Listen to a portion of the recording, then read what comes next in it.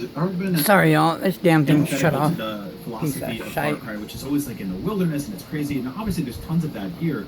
But how are you going to work chaotic wildlife into the city areas? Like, will there just be animals running down the streets? How's that going to pay off? Yeah, the urban environment is interesting to me because, like you said, it's how does Far Cry work in an urban environment? And so for us, that was full of opportunities for the AI, for example. How do they react to the player? In such an area, you're not in the middle of a jungle this time. You're in Esperanza. So what does that mean? That definitely was to me the unique side of city, and also who says urban environment also says verticality. So that was another dimension that was exciting to explore. Subscribe to the channel, guys. It's like the video. Just like in real life, there's not a ton of wildlife in the city, but you can definitely bring, for example, your amigos with you in the city. So Chorizo, the little dog, or Guapo, the crocodile, for example. This is game of the year, easy. Help you out in that situation as well. Huh. I think on top of that, it's the notion that it's the Anton stronghold, right? So when you have a dictator like Anton, he needs his core seat of power. So you're going to encounter some of the game's most difficult enemies when you approach Esperanza, which will be a lot of fun. You mentioned the sort of verticality of the taller building settings and stuff like that. Will we get to see stuff like rooftop fights? Will you scale the sides of buildings like Batman did in the 1960s? So in the upcoming weeks, we'll show more, about the urban environment. But I think Navid summarized it really well. What we wanted to have in terms of gameplay in the city specifically was that it's the seat of power of Anton, meaning you can go in there, by the way, right from the beginning of the game, but wow. It's going to be challenging. It's going to be really challenging for you. So you got definitely to adapt your playstyle when you go in there. But yeah, I'm looking forward to be able to share a bit more with you soon.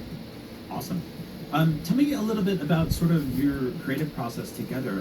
How do scenarios come together? Is this something, David, that you kind of go, I have an idea for a gameplay thing, and Navid, you go, all right, I can write it, or Navid, you write something and hand it to David, and he's like, oh, I got to figure this out now. How does that relationship work? I think the main thing was it's been both, to be honest. Me and David were there right from the beginning when there was 10 of us in a sweaty, gross room somewhere in Ubisoft. And so as we were zeroing in on Yara, this island that's frozen in time, in the Caribbean that has what we call these sort of laissez-faire, do-it-yourself aspects, David and his team simultaneously were jamming with us and coming up with gameplay scenarios and features and that kind of thing. So it really was a constant open dialogue, I think, all the way through. I can't think of a time when we weren't really talking. But yeah, David, you jump in. Yeah, it's Resolver is the perfect example. So it's that do-it-yourself philosophy, as Nav mentioned, and for us that sparked a lot of ideas in our head. It came from Can't wait. Originally that philosophy of making do with what you have, and for us, for the team, when the team visited Cuba for research, they found out a lot of very cool and very weird objects that the population there made because, of course, of all the economic sanctions that they had. Right? So, for example, someone made a desk fan out of a record player, vinyl record player.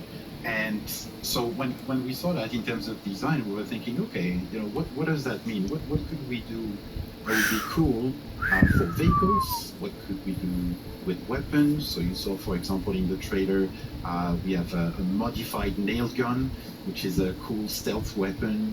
We have my favorite, which is called El Pequeño, so the little one, but it's actually a minigun made out of a motorbike engine. it's a lot of crazy things like that, and that's where we had, I think, a lot of good back and forth also with narrative seed, make sure it works in our world, in Yara. So that was a lot of fun. Yes. I actually really appreciate that because that immediately stuck with me with all the footage we've seen so far. Is it's got this sort of scrappy, kit-bashed approach to the design philosophy, and it feels like lived in. It feels like the stuff that you would actually put together using parts that you have around. This has been always an interesting sort of balance for me in the Far Cry games, is that there are violent dictators, there's cult leaders, but then there's also, you know, like you're lighting tigers on fire, there's jog trips and double jumps, all the stuff that makes Far Cry special, but it is a balancing act. Was that something that you struggled with this time around, or did you kind of like lean into the kind of tonal chaos of all of it? I think the truth is that is Far Cry. The balance of those two things, if you take one out, you don't really have a Far Cry game. And I think what we saw as an opportunity here was, how can we ground this? How can we wrap these sort of gameplay elements, the amigos, inside the world of Yara, and try and come from it from a place of character. I think, just to give you an example, with Resolver, what we call guerrilla Resolver, that DIY philosophy, we grounded that in the character of Juan Cortez. This is someone who is a spy master, someone who has lived within multiple guerrilla movements and saw a need, which was, when you're in the jungle, you need to, make one guerrilla feel like 1,000. So he got inspired from reading comic books and came up with this notion of the Supremos. And so mirroring that character with the sort of DIY philosophy and being able to see these Supremos and Resolver weapons in action, it feels Far Cry. Kazarka? Weird. It feels name on that ship. It feels right. And so it's a big ship. A balance, and it's one we took great care with, for sure. God. That's awesome. Giancarlo Esposito is amazing. He's one of my favorite actors ever. He's also like a tremendously menacing dude, but it seems like he has a good sense of humor too. What was it like writing for him? Did you have to sort of like, did you find yourself in a mirror like reciting lines and trying to sound as terrifying as possible? That dude is so cool looking. When you talk about Woo-wee. Thumbs up for him. As we were going into the writing process, 2 thumbs up for him. and as I was really trying to nail Anton's personality, his voice.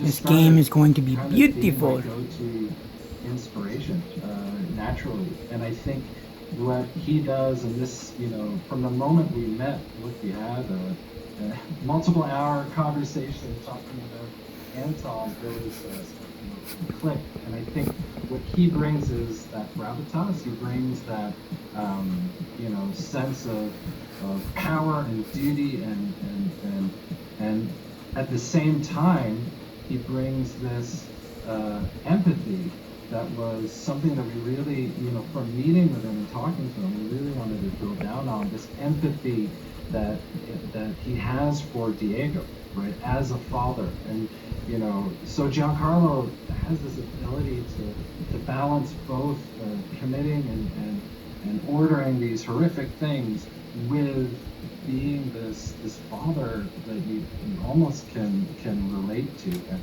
And I'll tell you, the moment we first met and started looking through scripts, when he turned to me and started talking as Anton, I was terrified. I was absolutely terrified. His eyes pierced right into my skull, and for me it was from there. It just, you're seeing it right now, and there's so much more to come. So much more. Oh yes. God, I can't wait. The protagonist this time around is more fleshed out than we've ever seen. It's always been sort of like this kind of GoPro avatar for the player to run around and go crazy. But now Danny has a full-fledged personality, voice acting. There's male and female versions of the protagonist. How do their personalities differ between the two of them? Well, I think for us, after we talked about it quite a bit. I think that we wanted players to see themselves represented and have the option to pick between male and female Danny's, but we wanted to keep their journey universal. That was something that felt, we didn't want Oh, one shit. Danny to have a Sorry, different guys. journey than the other, and I think that really comes from the fact that this is a story of Danny finding their place in the revolution. It didn't feel right to just tangent and do two completely different storylines. So really, we wanted one canon storyline for our players. One of my favorite things about this franchise is the idea of every single time I think I have a solid plan for a scenario, and I bring in the right tools and weapons and everything like that, and I go stealthy, and then something happens, I trip a wire, a cage opens up, something bursts into flames, things go total crazy. I really, really love that sort of mix, that push and pull of like, this is what I'm bringing, and this is what the environment is doing that I wasn't planning for. Can players expect a lot more of that kind of stuff? It's a very signature Far Cry here, but like, is that going to kind of keep ramping up for Far Cry 6? Oh, for sure, yeah. We have also a bunch of new elements to the game that we'll be talking about very soon as well. But yeah, like we have the fire you can see in the video. That's classic Far Cry, but Yes. we improved that. We made sure also, that we support properly the different playstyles. Meaning, if you want to go in stealth and really get better at stealth, we do support that through the weapons, through the customization that you saw, and even through the gear also that you can wear, which is more to me like an extension of your playstyle. What we wanted really is to make sure that if you like to play a certain way, the game says yes, and here is a way for you to make that playstyle even stronger, etc. And of course, on the other side, That's gonna be nice. in terms of environment and AI, we have also quite a few new cool surprises to reveal very soon. And I'm excited for everyone to see that, because I love that, like you said, that crazy, we call this internally the anecdote factor, right? It's like you go in there, you have a plan, and then, oh my god, yeah, there is a, like this animal jumping out of the bush, and then jumps on an enemy that was about to throw a Molotov, and then the Molotov goes on the ground, and then everything is on fire. So yeah, exactly. That's Far Cry. That's Far Cry. So we embrace that for sure. Far Cry 6 is out on October 7th. I'm counting down the days. Thank you. You and me so both, much for brother. joining me today, and thank you all for watching. Hell yeah, you guys. Give this video a like, comment what you guys think, what you're excited about the most, and oh shit, I'll see you guys in the next video. Peace out.